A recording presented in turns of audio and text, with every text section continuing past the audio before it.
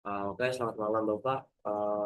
Di sini saya akan menjelaskan tugas saya yang terkait simulasi FFT.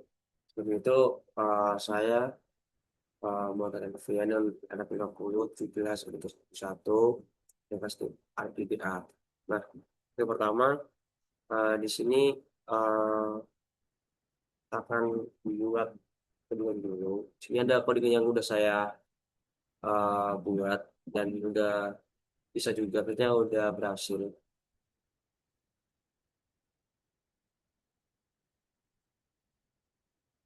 Nah, di sini adalah dua apa ya, dua codingan yang jadi awalnya jadi pintu masuk atau hal dasar lah untuk sebuah fondasi di Python itu. Yang buat dia tuh menghitung matematisnya dari bikin array, menghitung sinus sama FT. Terus yang kedua, ini tuh buat parameternya. Jadi eh, di interval sampingnya tuh di nilainya tuh di 0,101 detik. Yang artinya kita tuh ngambil data setiap 0,001 detik sekali. Dari situ kita tuh bisa tahu bahwa hmm, fs atau frekuensi samplingnya itu satu dibagi 0,1 dari ya, hasilnya itu 1000 Hz. Dari mana? Itu dari fs dengan satu per detik. Nah, lalu jadi dalam 1 detik itu bisa merekam atau punya 1000 titik data. Dan di NPRS itu eh, dari 0 sampai 1 detik itu dengan jarak antar titiknya itu sebesar ini tadi itu buat array array waktunya. Ya kalau dihitung tentu bakal punya total 1000 data. Lalu yang kedua ini tuh ada generasi sinyalnya. Untuk F1 itu di 10, F2 di 30, F3 di 60. Yang masing-masing itu punya amplitude yang beda-beda. Yang 10 itu di 0,973, di 30 di 0,732, di 60 di 0,513. Dan di NPN random itu ada apa namanya ini, noise.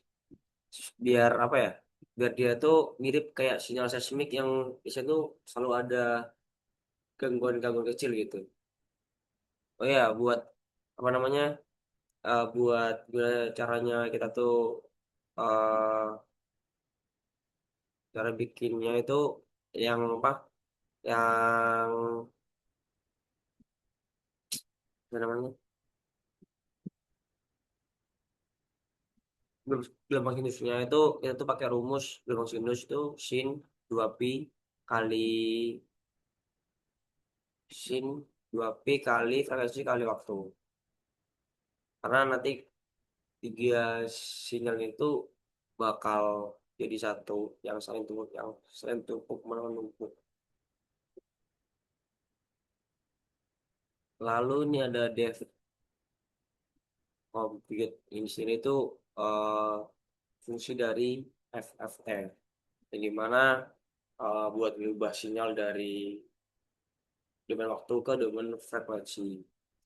Terus R, RFFT itu versi FFT yang dioptimalkan khusus buat signal real atau bukan kompleks. Jadi ntar tuh hasilnya masih berupa bilangan kompleks. Maka kita bisa pakai NP ABS itu buat ambil magnitudenya aja. Dan terus dibagi N dikali 2 dikali 2 itu buat proses normalisasi supaya nilai amplitude-nya itu sesuai dengan amplitude asli sinyal kita sendiri. Lalu sini bakal masuk di notch filter. Notch filter sendiri itu apa ya? Jadi sinyal kita itu diubah dulu ke domain frekuensi pakai FFT. Nah, di sana itu bisa lihat frekuensi mana aja yang ada. Terus kita tinggal cari posisi frekuensi yang mau dihapus dan kita set nilainya jadi nol. Nah, setelah udah frekuensi itu bakal hilang setelah dihapus dan sel kita itu bakal dikembalikan lagi ke domain waktu pakai IRFFT itu. Nah, eh lalu eh di bandwidth sama dengan 2 itu dia itu punya arti kita hapus frekuensi dalam jangkauan plus minus 2 Hz dari target. Jadi kalau mau hapus di 10 Hz itu yang dihapus itu dari 8 Hz sampai 12 Hz. Ini supaya apa ya? Ngapusnya itu bersih, nggak ada eh, anomali-anomali terus yang pattern yang naik-naik turun gitu lah. Terus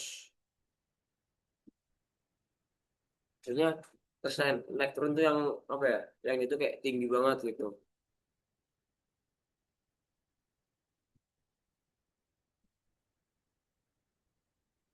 Lalu di sini ada datanya. Ada 4 kondisi. Yang pertama itu ada original trace itu yang 10 30 60. Terus yang kedua itu ada sinar ada removing yang 10 Hz, terus removing 30 Hz sama removing 60 Hz. Lalu kita masuk ke ke plotting.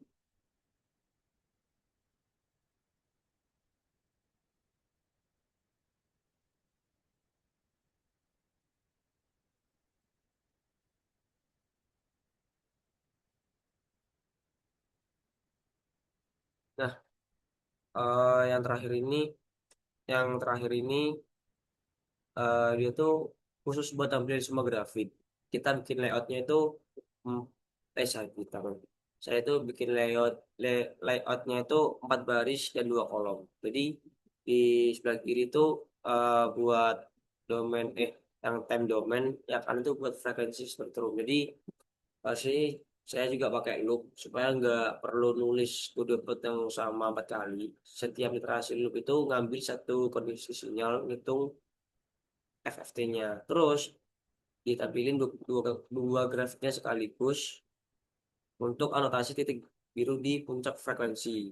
Nah, dan kita pakai arcmin buat nyari posisi frekuensi yang paling dekat sama target kita. Jadi nanti tuh ada label yang muncul pas di puncak grafiknya.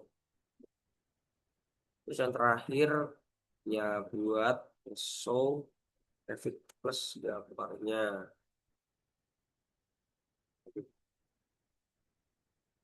Bismillahirrahmanirrahim. Nggak bisa. Nah, di sini kan ada 8 gambar.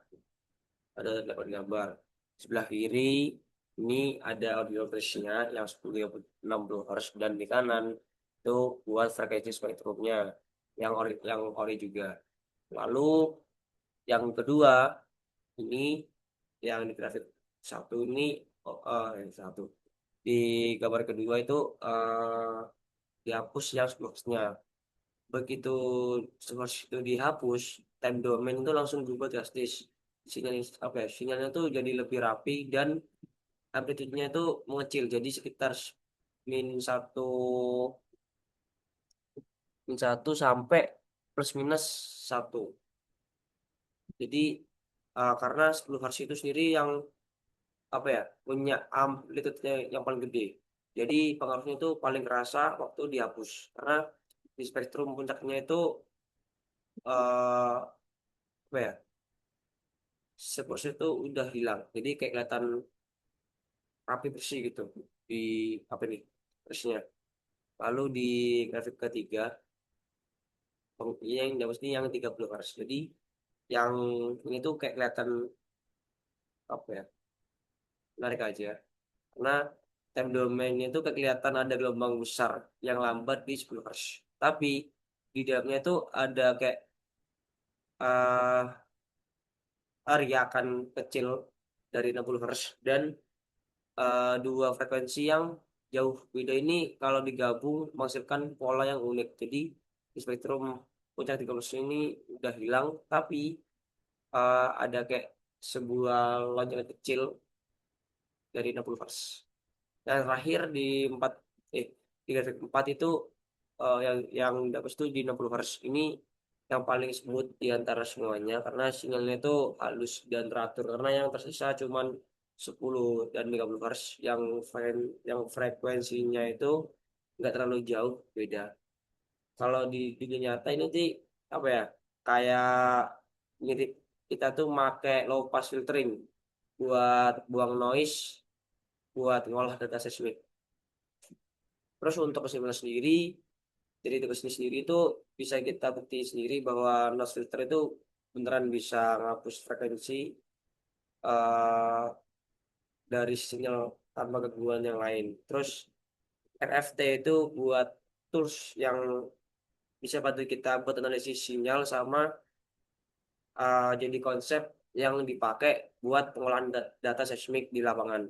Ya buat bersih noise yang mengganggu. Terus tantangannya yang saya hadapi itu apa ya, berusaha buat memahami cara mengerjakan ini sendiri dan juga cara memahami sinyal itu, oh seperti ini kalau dihapus itu seperti ini gitu Pak.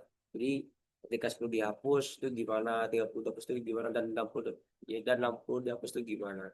Jadi setelah banyak hal-hal yang saya coba dan banyak yang gagal dan jelek grafiknya, dan ini yang bisa saya sampaikan ke Bapak dengan hasil yang udah menurut saya itu udah bagus di sini. Eh, Sekian dari saya, mohon maaf apabila ada salah kata dan kurangnya penjelasan. Saya tutup. Wassalamualaikum warahmatullahi wabarakatuh.